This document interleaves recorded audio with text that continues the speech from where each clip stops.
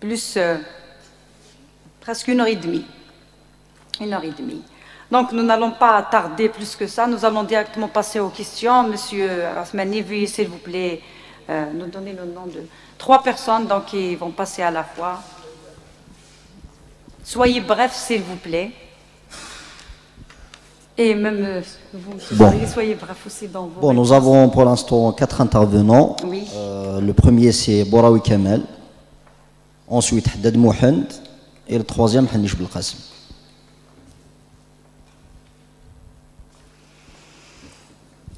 Donc, merci, Monsieur Zololi, de nous avoir donné l'occasion de polémiquer. Les choses qui comptent, je me suis inscrit pour vous poser la question. Je n'avais pas prévu que vous alliez ajouter les 2 dernières minutes de votre communication. Je vous ai vu faire un raisonnement, donc une analyse des discours d'économistes. Je ne sais pas si vous êtes prisonnier de votre formation d'économiste. Vous avez tout au long de votre communication développé un raisonnement donc épicurien. Et moi, je crois que, et c'est à peu près aussi une question, que notre révolution est une révolution de la dignité et justement de l'éthique. Et c'est les 2 mots que je voulais donc vous renvoyer. Et malheureusement, heureusement aussi que vous les avez évoqués dans les 2 dernières minutes de votre communication. Parce que ce qui a suscité la révolution algérienne, c'était bien que de voir que nous apprêtions à voter à la Salle Harsha pour un cadre. Et c'est ça qui a fait déborder le vase. Et c'est aussi cette jeunesse qui vit aussi à travers le monde, qui était en souffrance dans sa dignité, donc en se faisant donc narguer par rapport donc aux représentants politiques. Donc c'était cela. Autre chose aussi, je vous pose une question. Est-ce qu'on va être des éternels prisonniers du passé, du congrès de la SOMAM, de la charte nationale, etc. Est-ce qu'on ne pourrait pas mettre à jour nos logiciels pour se rendre compte qu'on est en 2019 et qu'en 2019, les Algériens ont inventé une révolution qui n'a jamais existé dans son histoire, dans la festivité, enchanteresse et la passivité.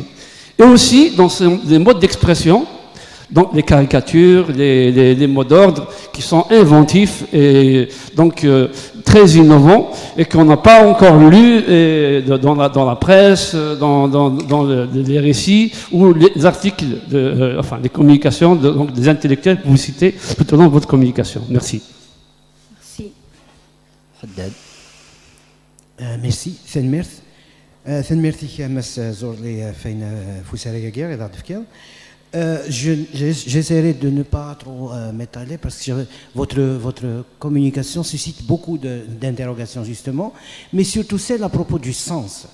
Le sens, justement, c'est une forte idée que de vouloir et de devoir en termes d'obligation, le devoir que nous avons tous de donner du sens en quelque sorte à cette révolution aussi par nos actions et par les idées que nous devons donner, offrir à cette jeunesse et à nous tous, parce qu'à vrai dire, nous sommes tous partie prenante de cette révolution, avec les guillemets d'hier.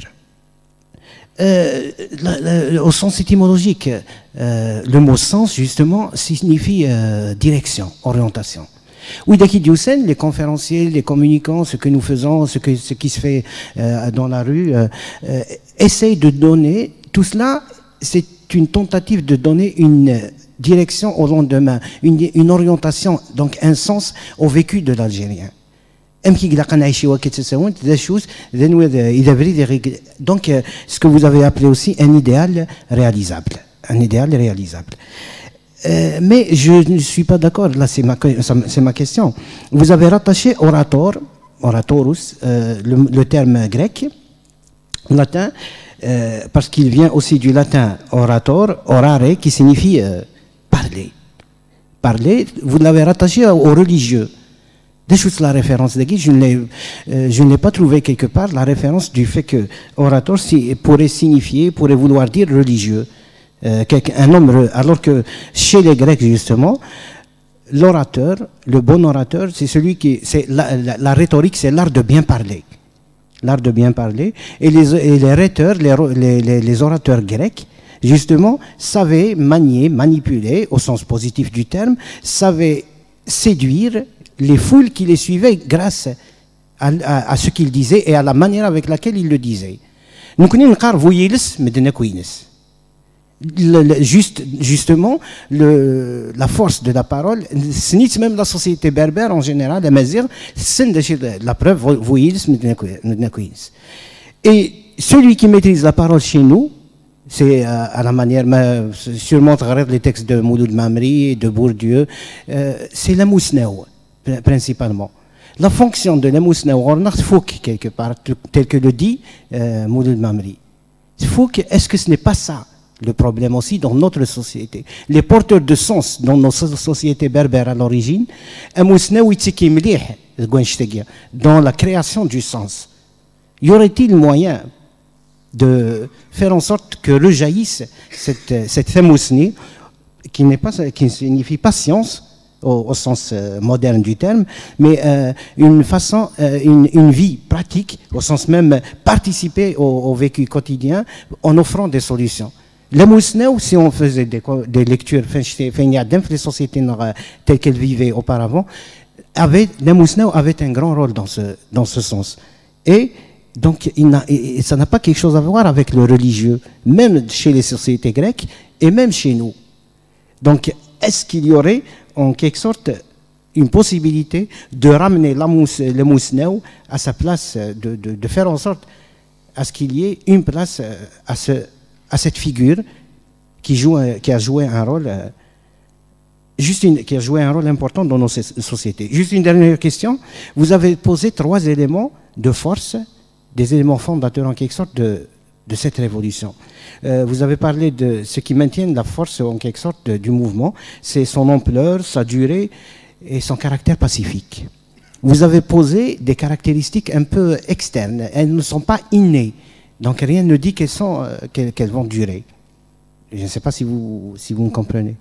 Le pacifisme, l'ampleur et le fait que ça dure dans le temps jusqu'à présent, ça vient de l'extérieur. Rien ne dit qu'Ismaël. Est-ce qu'il y a quelque chose d'interne à ce mouvement qui pourrait le maintenir, d'intrinsèque, oui, qui pourrait faire en sorte à ce qu'il soit maintenu dans la durée et positivement, sinon qu'il gagne, au moins qu'il réussisse dans les meilleurs délais. Je vous remercie. Le troisième, c'est Hnish Belqasem. Bon, apparemment, il est parti, donc il nous reste Ben Berken. Apparemment, je suis remplacé.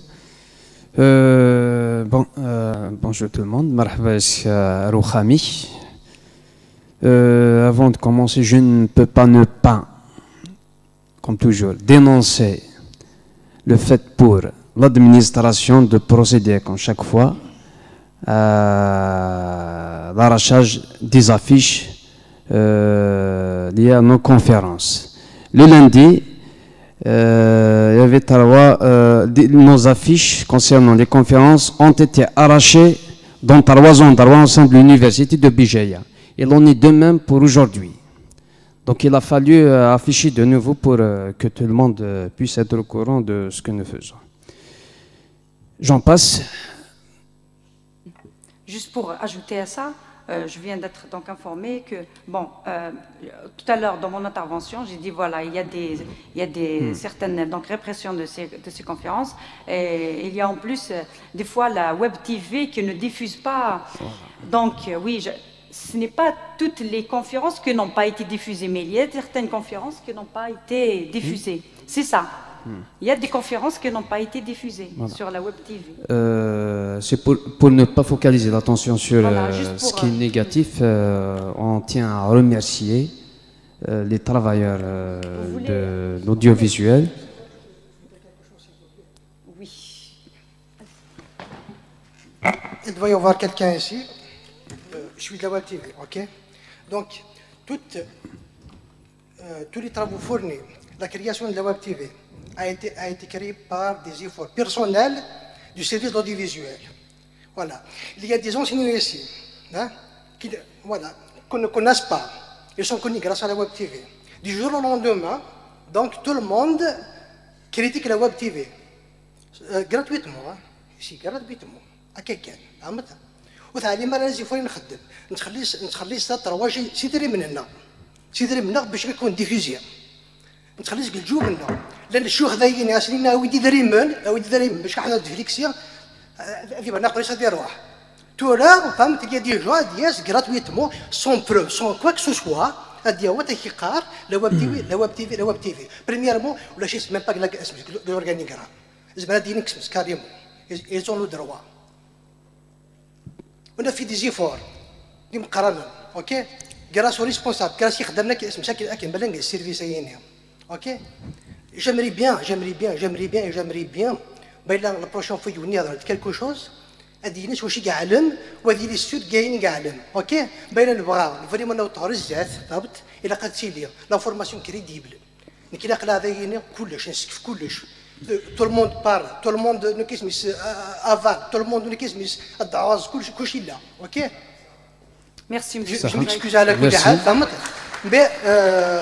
أولا قالوا s'il vous plaît, هما لو عندها دي شوز إلى السيرفيس دايني إلا كوا كو سوا أرواح ثورنا أقل هذا يني أقل هذه كولاك بلا كوا كو سوا أرواح ثورنا واحد أنا هضرت ما إلا كرا نسمع لا حوايج هكا تجينا حاجه نفرق ما إلا كرا نسمع معول مي باش كيون اسمع سيد ايدي كات فيراري نو جو نكسبتوري با قبل دوازم اقلين دايني واحد يدون.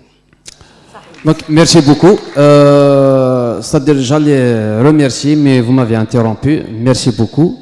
Je continue. Je tiens à remercier tous ceux qui œuvrent pour le bon fonctionnement de l'audiovisuel ici à l'Université de Bijan. Nous savons très bien tout cela. On n'a pas imputé ces actes-là à ceux qui travaillent au sein de l'audiovisuel, mais à l'administration représentée par le recteur, comme à chaque fois. Voilà, j'en passe puisque les preuves ne manquent pas. Je tiens aussi à remercier M. Zorli pour cette nouvelle approche de présenter les choses, l'approche apparemment purement scientifique. Heureusement que les gens de la société civile ne se sont pas présentés aujourd'hui. Voilà, mais merci pour ça. C'est à peu près l'approche de l'autre Ben Bitour, à peu près. Voilà. Donc, je passe aux questions. Venez de dire que le mouvement doit être limité dans le temps. Je pose une question toute simple. Est-ce qu'il y a un moment, c'est-à-dire que comment mesurer ce temps-là qu'on doit limiter? Voilà, une question toute simple. Est-ce que cela ne contraste pas fort avec d'autres mouvements en révolution, en l'occurrence notamment la révolution algérienne qui a duré plus de 132 ans? Voilà, c'est ça.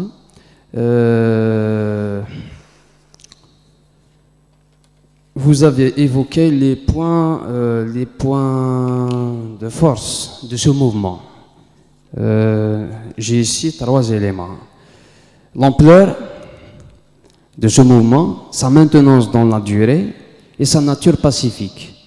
Je pense que vous avez omis d'évoquer un élément qui n'est pas moins important que ce que vous venez d'évoquer, à savoir le fait pour ce mouvement voilà, de ne pas avoir de représentants. Aussi, dans une autre question, ou là, un commentaire, en termes de perspective, là, je fais vous êtes allé sur les défis de ce mouvement.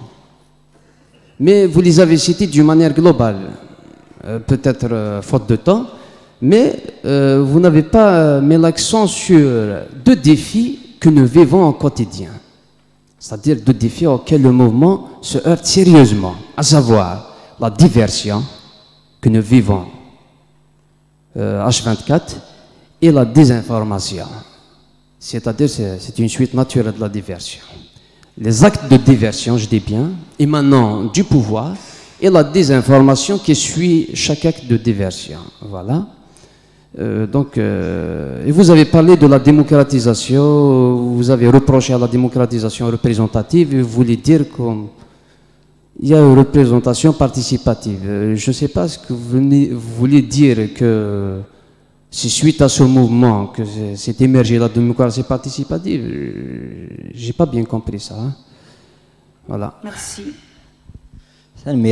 Bon, pour l'instant, c'est tout ce qu'il y a comme intervenant. Donc, la liste est ouverte.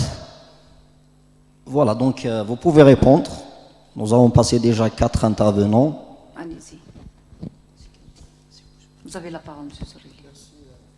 Madame, je remercie tout le monde pour ces questions pertinentes qui me permettent de revenir sur un certain nombre de points de l'exposé. D'abord, le raisonnement économiciste que le docteur m'a reproché. Je pense que vous n'avez pas vu la longueur de la présentation et la diversité des axes abordés. Vous n'avez pas pu garder le fil, en tout cas pas toujours jusqu'à la fin, en ce sens que le raisonnement économique a été évoqué pour présenter, pour expliciter le passage des sociétés dans le monde selon bien sûr une conception du philosophe auquel je me suis référé, donc ce basculement vers un état de société dominé par ce qu'il appelle l'ordre, la fonction économique, en disant après que les catégories de cette fonction ont fini par investir toutes les sphères de la société. Et comme résultat, ça a donné au niveau mondial, principalement dans les pays développés, un état de malaise qui se manifeste par un certain nombre de mouvements de contestation qui ont été vus se manifester aussi bien aux États-Unis qu'en Espagne, en Belgique et dernièrement en France. Voilà. Ensuite, est-ce que nous sommes condamnés à reprendre éternellement les repères et même les théories du passé? C'est ce que, justement, je disais dans mon raisonnement, en ce sens que, pour moi, l'élite politique et universitaire, d'abord parce que c'est une élite, pour la dimension politique, c'est une élite qui s'est formée dans la pratique. Nous n'avons pas comme en France, Znetti n'a pas fait l'école comme en France, il y a l'ENA, je crois, qui forme des politiciens. Hein. C'est l'apprentissage dans la pratique, c'est-à-dire c'est pareil. Voilà le premier problème. Le deuxième problème, c'est que cette élite se trouve être accrochée par ce que vous avez dit justement, accrochée par les idées, les modèles, les événements et les théories du passé. Et, dit un auteur, les théories du passé sont dépassées. Et donc, pour pouvoir trouver pour ce mouvement révolutionnaire des solutions qui puissent nous permettre d'entrevoir un avenir enchanteur pour tous les éléments de la société, il va falloir enclencher ce que j'ai appelé la dynamique de révolution citoyenne qui permet à chacun de participer par l'action et la réflexion à réaliser des transformations et innovations sociales qui par la suite vont créer un contexte où toute la société, par le biais du débat collectif, va dégager un projet de société qui soit à la hauteur des attentes, qui va permettre toutes les promesses imaginées par chacun de nos participants. Ensuite, M. Haddad, pour cette question liée aux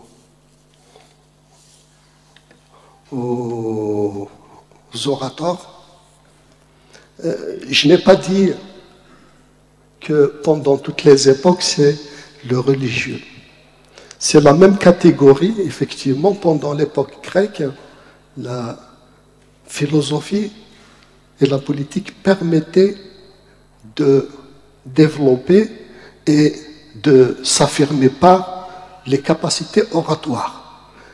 J'ai dit qui était une qualité déterminante dans cette fonction politique qui dominait à l'époque la société. J'ai dit qu'après, pendant la période médiévale, le haut et même le bas Moyen-Âge, l'ordre était constitué par le roi, qui était l'autorité suprême sur le plan politique. Il y avait ce qu'on appelle les gens de l'épée, c'était la noblesse qui se battait pour la royauté et en contrepartie recevait des concessions en matière d'autonomie de gestion, donc de ville carrément. Hein.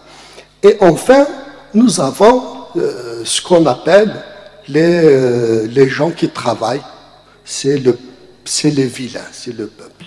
Et par conséquent, pendant cette période, les orators en tant que catégorie, étaient habités par le religieux qui permettait justement dans la société à construire et diffuser du sens légitimement et consolidant l'idée que le pouvoir du roi est donné par Dieu.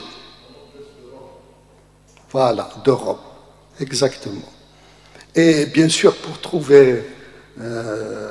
pour citer comme moi j'ai trouvé ça essentiellement dans les écrits parlant de l'histoire des faits et de la pensée économique.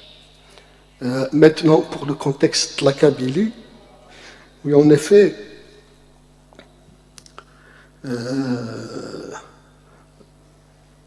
Mamri que vous avez cité situe la fin de l'ordre basé sur la Mousnaou, à la mort de son père. Il disait que c'était le dernier, mais moi je dirais que ça a continué avec Mamri lui-même. Pour moi, ça a continué avec Mamri, mais d'une autre façon. Mais après, il n'y en a plus. Et c'est tout le problème que j'expose, que j'aurais évoqué en parlant du contexte de la Kabylie et des enjeux liés à ce mouvement. C'est tout le problème qui se pose en tout cas en Algérie concernant les attentes de la société par rapport à ce que devrait faire l'élite.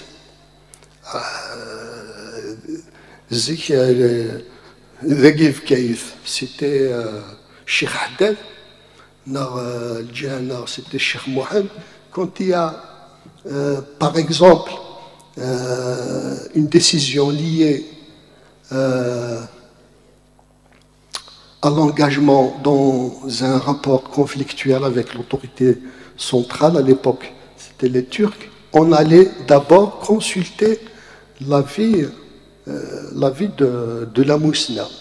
Donc c'est très important qu'on fonctionne au niveau de la société, sauf que cette fonction a été usée, dégradée par plusieurs facteurs, entre autres les conditions de travail au niveau de l'université, qui font que la Mousna, réellement, c'est vous, c'est moi, c'est tous ces étudiants qui sont là, sauf que pour maintenant le potentiel, c'est une coquille vide. Voilà, nous ne sommes plus en mesure de réaliser ce que devrait faire la Mousna dans le contexte de la société actuelle, c'est-à-dire ce qui est attendu de l'élite, c'est pas seulement de proposer des solutions en fonction des théories conçues pour le contexte occidental, mais surtout de construire, de forger des théories et des concepts adaptés à chaque contextualité territoriale du pays. Nous n'avons plus une élite capable de concevoir une... Je suis obligé de revenir aux questions économiques. Medina, pour le contexte italien, pendant les années 80-90, les districts italiens. C'est un modèle de développement territorialisé qui a permis à un territoire, et par là même à toute l'Italie, de se développer pendant la période allant jusqu'à à la fin des années 90, après son entrée en crise. Et ce modèle a été théorisé par les Italiens, entre autres les Beccatini, etc. Les technopoles, dans d'autres contextes, ça a été théorisé par les théoriciens de ce contexte. Merde, dans mes développements, je n'ai pas fait adopter cette approche historique pour rien, c'était surtout pour montrer que les sciences sociales, dans leur globalité, ont été enfantées par des contextes occidentaux. Et c'est pour donner des solutions, des alternatives à notre société, il faut mobiliser les sciences sociales. Sauf que les outils que notre élite mobilise ont été forgés pour les contextes occidentaux.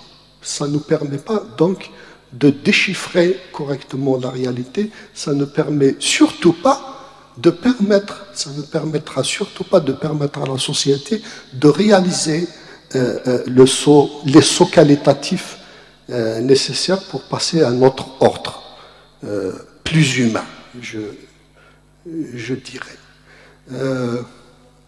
Les forces du mouvement, vous dites qu'ils sont extrinsèques à ce mouvement. Peut-être au départ, ça c'est à vérifier. Il y a Maugel qui le soutient d'une façon directe et officielle, mais moi j'ai des doutes. Donc pour le moment, je n'ai pas assez d'éléments pour trancher cette question. Mais un mouvement qui est dur, qui garde la même vitalité pendant maintenant, voilà, on est au 9e, c'est ça? Voilà, on est au 9e cycle. Moi, je pense que les éléments de force se situent au niveau de... Moi, j'ai la certitude maintenant que les gens viennent à la marche en masse parce qu'ils ont décidé par eux-mêmes de venir à ces marches. Ensuite, ils viennent pour participer pacifiquement parce qu'encore une fois, c'est un choix intrinsèque. Voilà. Comment maintenant le maintenir? C'était la question. Je pense que maintenir cette dynamique. Et là, je rejoins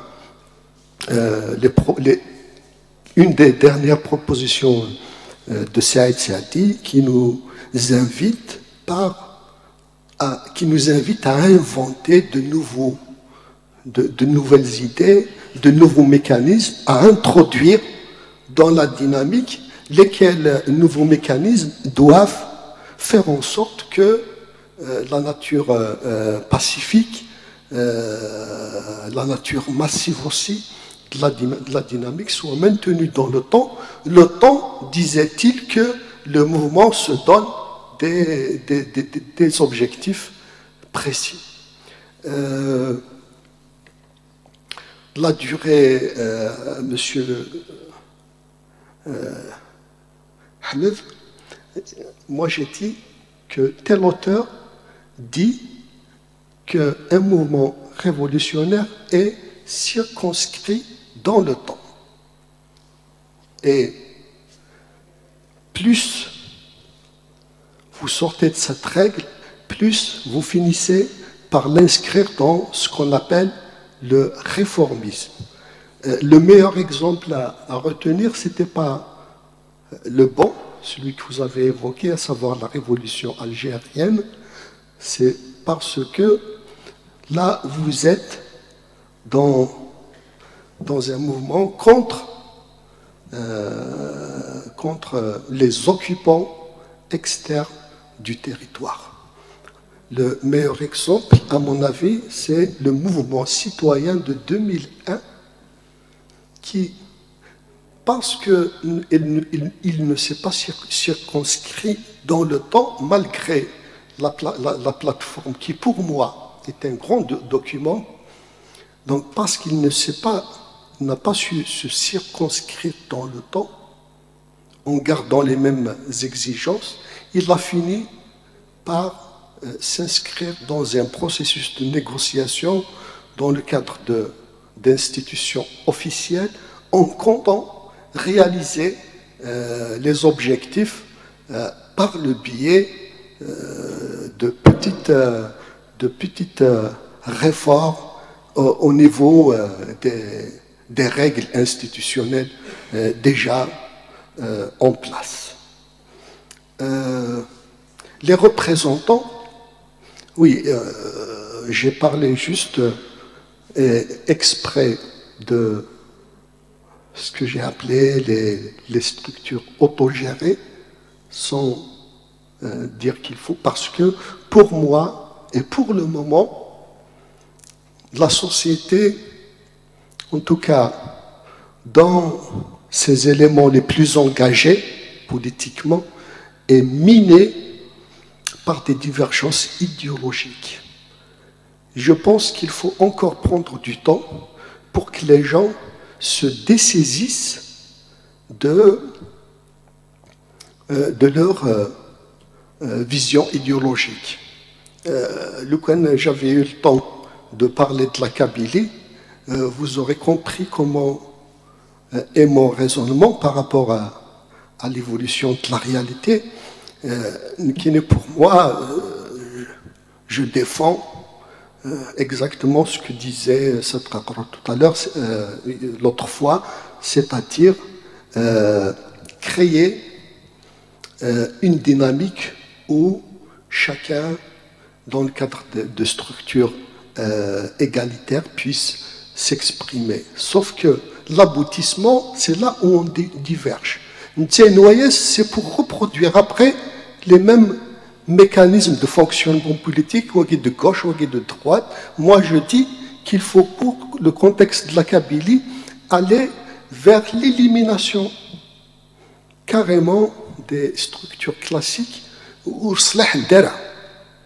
il s'agit tout simplement de reprendre il y a Edgar Morin qui disait que la véritable innovation est celle qui se fonde sur le retour au passé pour éventuellement reprendre quelques éléments qui promettaient des choses, lesquelles promesses n'ont pas été jusqu'ici réalisées. C'est concrètement Fejmar, où tout le monde participe et en même temps les représentants où la fonction elle-même est gratuite. Sinon, par exemple, au niveau des APC, chaque quartier va désigner Tamen qui va participer, qui va siéger au niveau de l'APC. Ils vont désigner une Moqaren, Lamine Loumnia, et ça peut fonctionner de la même façon au niveau du gouvernement fédéral, mais là, je ne sais pas, ça va premièrement nous éliminer ce qu'on appelle le parasitage de la fonction politique, c'est-à-dire toutes les charges liées à l'existence de structures politiques vont disparaître. Deuxièmement, ça facilite le fonctionnement à base du principe de révocabilité. Mais là, tu es désigné par la société, ça sera plus facile. Maintenant, la société, il ne représente plus, bien sûr, à base d'un débat impliquant tout le monde, ils vont désigner quelqu'un d'autre et c'est tout. Bon, après, vous avez diversion, désinformation, c'est la fonction dont j'ai parlé, la fonction symbolique.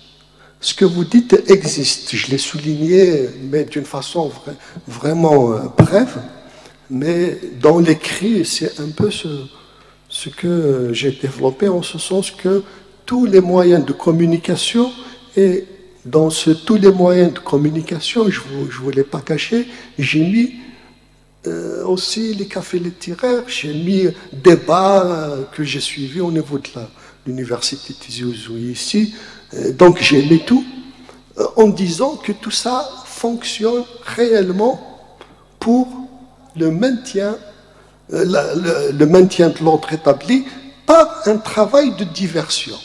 Je précise un peu ma pensée parce que je un autre exemple plus précis.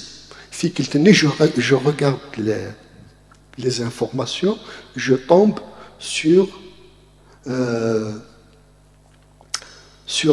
un déplacement de la population de la Kabylie pour aller sur Alger en vue de participer à la marche, et au milieu de la route, les gens tombent sur un barrage de la gendarmerie. Mais ce qui est important à retenir, c'est que il y a 2 séquences diffusées, et dans les 2 cas, il y a quelqu'un ou 2 personnes qui étaient dans les structures représentatives de l'État, c'est-à-dire l'APR, qui, par hasard, se trouvent là et qui arrivent à débloquer. Et donc, pour moi, c'est un travail de légitimation. C'est donner la légitimité à un certain nombre de personnes qui, par la suite, vont encadrer, lorsque la structuration sera commencée, encadrer donc le mouvement. Mais je peux citer des dizaines d'exemples comme ça.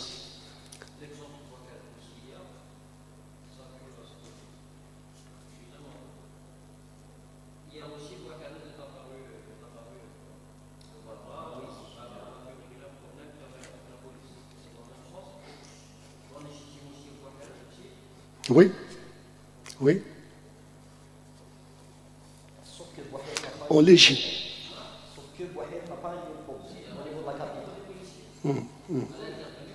Oui. On légitime. Pour moi, on a légitimé, on essaie de légitimer, y compris les gens comment ils s'appellent. L'année passée, ils ont organisé.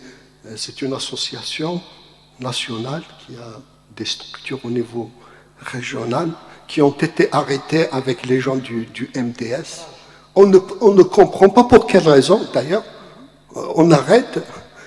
Ça s'appelle comment cette Raj. Voilà. Raj a eu 1000 fois plus de possibilités de travailler dans le cadre de l'organisation de colloques, etc., au niveau de cette université. On sait que Raj aussi est une association qui a donné un député dans le cadre d'un parti politique. Un seul, mais c'est des quotas. Voilà comment ça fonctionne. Et donc, parce que les cadres politiques dominants jusqu'à avant la Révolution sont après devenus contestés, contestables, ils ont essayé donc de mettre en avant un certain nombre d'acteurs qui permettraient de gérer la transition, bien sûr, selon un plan que le système connaît. Enfin, oui, vous avez parlé de la démocratie participative. Moi, j'ai parlé de la démocratie directe. Pour la réflexion en vue de l'élaboration du projet d'avenir et pour le fonctionnement politique futur de la société. Et j'ai parlé de projets participatifs. Les projets participatifs permettraient au mouvement citoyen de faire un apprentissage sur le travail ensemble, discuter, réfléchir ensemble, construire des projets concrets de transformation de la société, etc. Ça permet donc de faire par l'action l'être citoyen. Je pense avoir fait le tour de... Donc, Moussouni, on va d'Ayadi, on va de Sidous. Hein? Il ne reste que 3.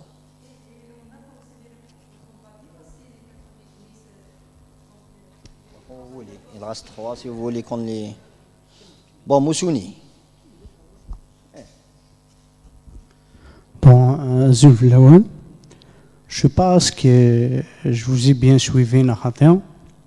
Par rapport à, vous avez cité quelques points forts de mouvement, de la révolution.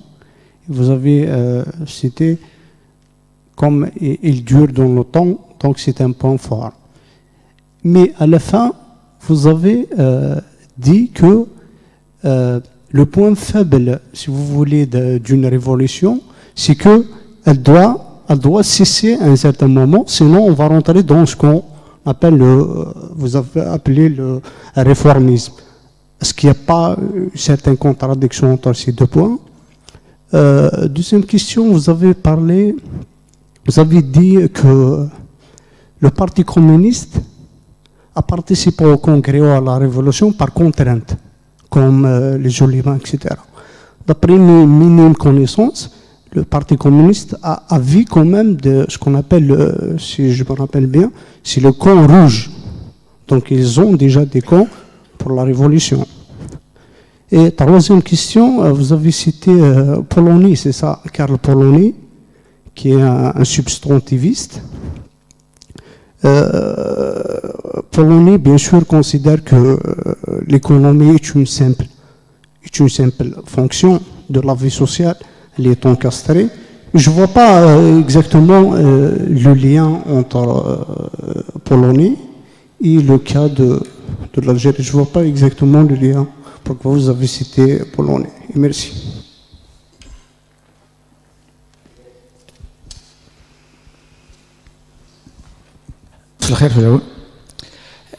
Pour la diffamation et la désinformation, par exemple, des personnalités qu'on peut dire dignes de confiance.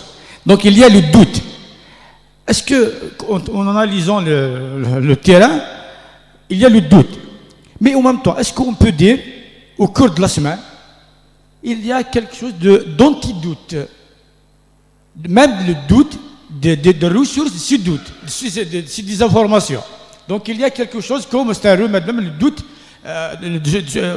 on verse sous doute. La preuve, dans les réseaux sociaux, on peut dire on est trop divisé.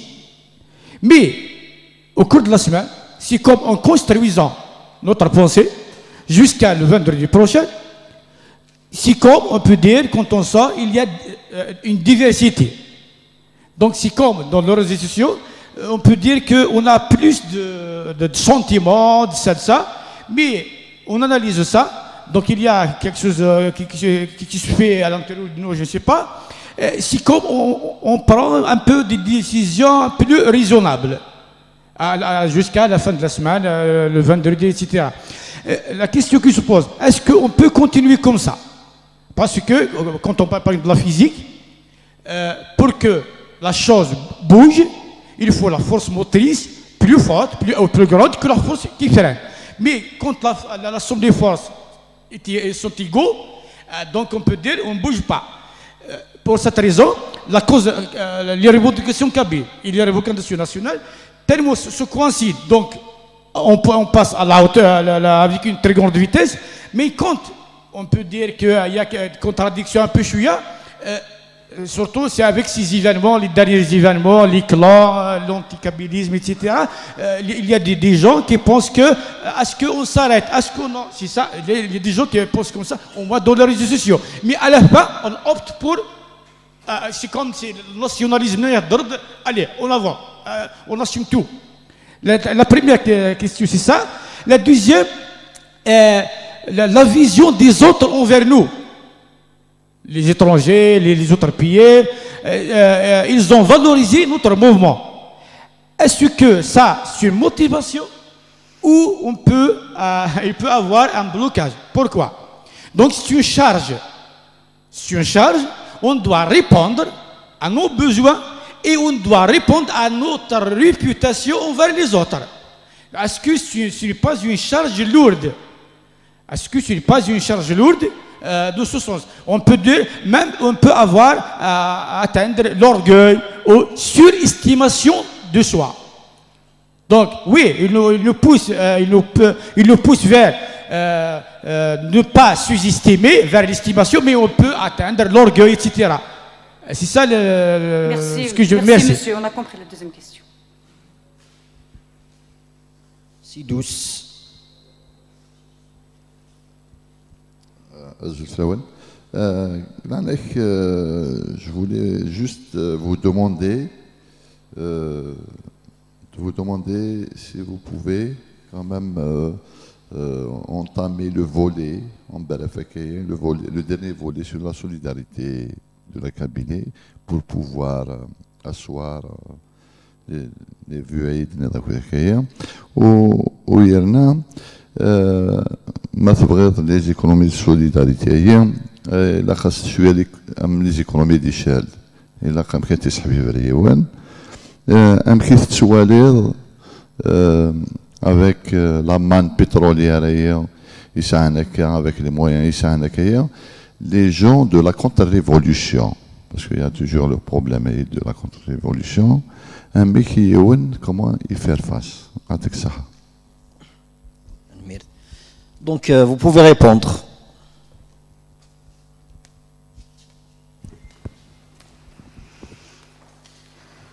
Alors, concernant l'implication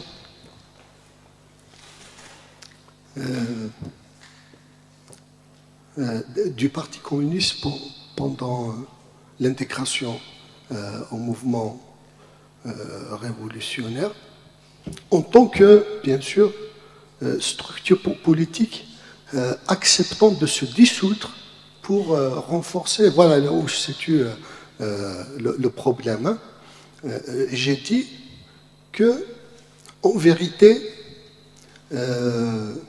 tous les partis, y compris ce parti communiste, y compris le parti de Farhat Abbas, y compris les ulémas, ont été obligés par les leaders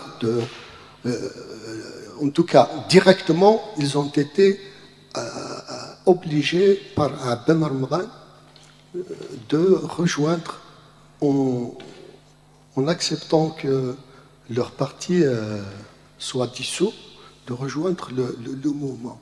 Et s'ils avaient refusé, voilà ce que s'ils avaient refusé, ils auraient subi des répressions qui allaient parfois jusqu'à la liquidation physique. Nouina, il y a l'écrit, je pense, Nouina, qui a parlé de ça, c'est le juriste Ali Abd Nour qui a parlé de ça. Les berbéristes ont été liquidés parce que ça rend la parole. Dans le livre, il est bien dit et souligné que Amérouche lui-même, parce qu'il avait un cousin dans les berbéristes, Amérouche lui-même a demandé à son cousin de rejoindre la révolution en lui disant que de la part de Crime, qu'il avait un des premiers postes de responsabilité à occuper au niveau de la révolution. Et comme il a refusé, il a été liquidé physiquement et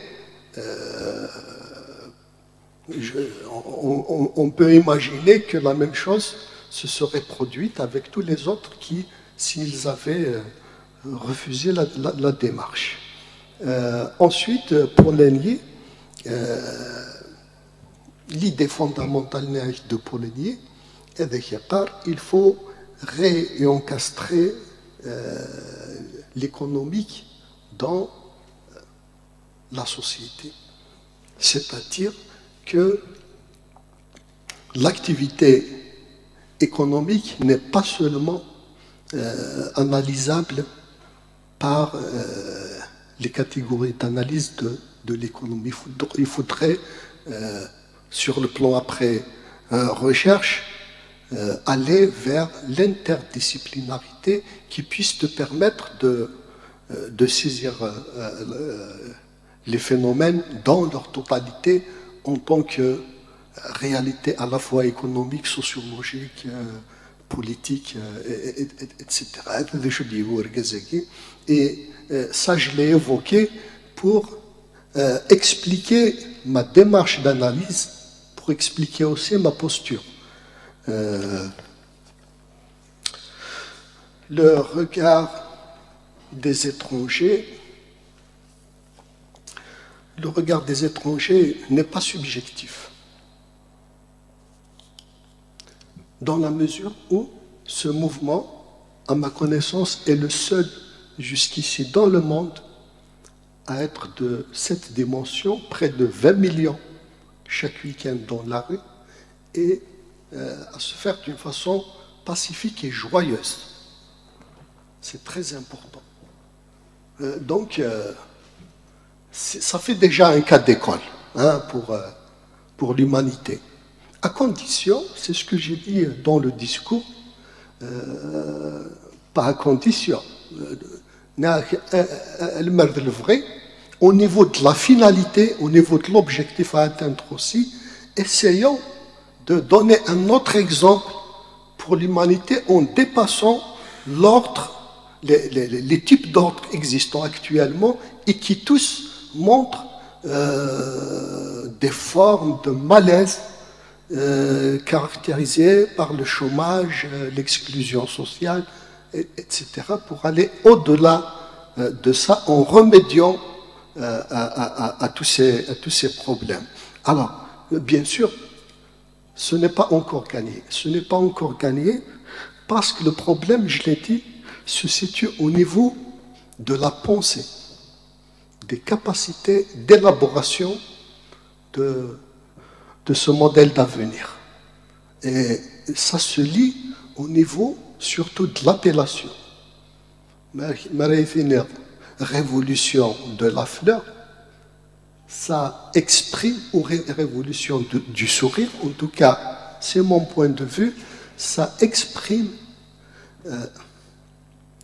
l'incapacité à faire, par un travail d'analyse, tenant compte, bien sûr, des différents niveaux et des différents paramètres qui rentrent en jeu, donc l'incapacité à dégager un sens qui puisse donc installer la société dans un futur prometteur pour toute la société. Voilà, il s'agit donc de sortir de cette vision, il est vrai, belle, en disant qu'il s'agit de la révolution du sourire. À mon point de vue, il s'agit, au moins au niveau des écrits, il s'agit de dire qu'il s'agit de révolution éthico-démocratique. Démocratique, ça renvoie à la nécessité dans l'avenir de changer les structures socio-productives et politiques de sorte qu'elles soient inclusives, réellement, qu'elles soient fonctionnelles à base du principe de la démocratie directe. Et éthique, en ce sens que ça permet à chaque personne et à tout moment d'avoir toutes les conditions qui font que sa dignité soit respectée, aussi bien par l'habitat que par le travail, que par l'éducation, que par les loisirs, etc. هذا أو نفرك ربي سمحتي ما أطلع في الأول. Merci, M. Zorelli. Merci aussi d'avoir pris le temps de développer votre pensée pendant plus d'1 heure et demie, d'avoir pris le temps de répondre aux questions. Merci à tous les